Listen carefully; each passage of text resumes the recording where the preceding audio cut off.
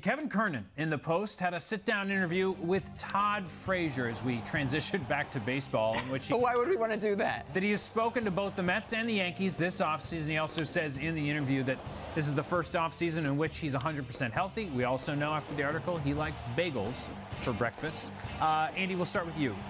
Mets and Todd Frazier, where are we right now? I'll tell you, the Mets, as Frazier himself said, and my intel certainly confirms it, is that they've really had some discussions there. That is an advancement from earlier in the offseason. I was checking with my Mets sources about Todd Frazier, and I really got like a shrug and more of a like, we're looking for a corner outfielder, a first baseman, all the stuff that we've heard. I said, what about like a first base, third base type? And I just got like a lot of on Todd Frazier. And now they've been in talks. I'm told it's not imminent. It's not even necessarily serious. But I think, Anthony, that there's some real momentum here. And I don't think I'm going too far out on a limb to say that I'd be looking, and this is my speculation, not from sources, but I'd be looking at seeming very possible that the Mets and Frazier can find a 2-year agreement and that he can help them next year. I don't see it as far-fetched at all. And there's action there. Andy, it'd be great. He'd be a nice fit at Citi Field, I think. In terms of across town, however, the impression I'm getting is that if the Yankees add an infielder, it'll be super cheap,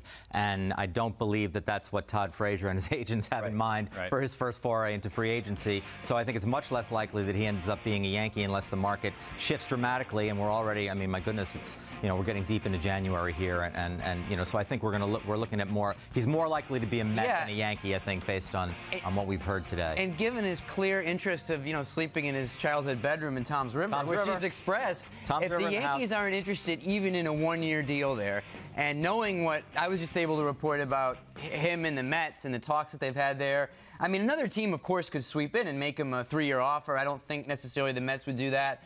But I got a feling here with Frazier and the Mets. It's something that has some legs. If you're playing the Todd Frazier Tom's River drinking game at home, all right. Then you're drunk. Cardinals sort of sit around there, though. They're kind of a third base interested party. So I don't know if that's something that can develop. Sal, Todd Frazier, third baseman. You excited? Mets. How's that sound? Yeah, well, I've got a feeling about it too, and it's not the same feeling that you have, Andy. To do what exactly? That's my question. Said they might sign him. I didn't give an opinion. To do what? Where is he going to play exactly? Third base. Asdrubal Cabrera was signed to be the third baseman. So let's just paint the scenario. Okay, the Mets signed Todd Frazier, who's a good clubhouse guy, and that's about it.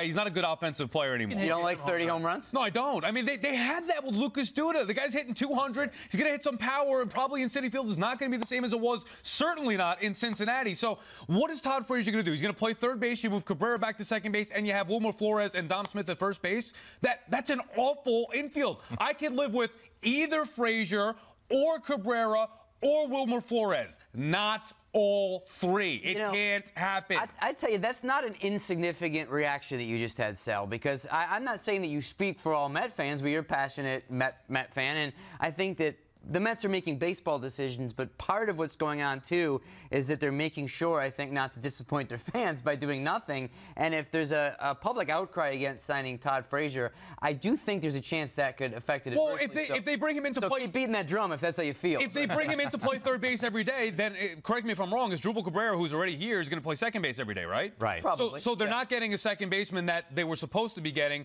whether it's Harrison, Kipnis, guys like that. They're getting, instead of that, Todd Frazier, which is no good. Well, if you want to sell me Frazier to play a little third, a little first, and then trade Wilmer Flores and still go get a second baseman, I'd be okay with that. You can't have Asdrubal, Flores, and Frazier starting in the starting lineup. Is it those second basemen you want? Because I know you don't want Moustakas, you don't want Frazier. We know that. So who do you want? Well, now I think I've come to the conclusion that I want McCutchen and Harrison. That's the only combination, assuming they're not going to go out and get Eric Hosmer, assuming they're not going to go out and get a big-time player. I will deal with McCutchen and I will deal with Harrison. I think that's okay. And then you could add a complementary player to that. I agree with you, Sal. That makes a better team. I don't think you have to give up much player-wise, probably for McCutchen if you pay his salary, which I think the Mets would do, pay a lot of his 1-year deal.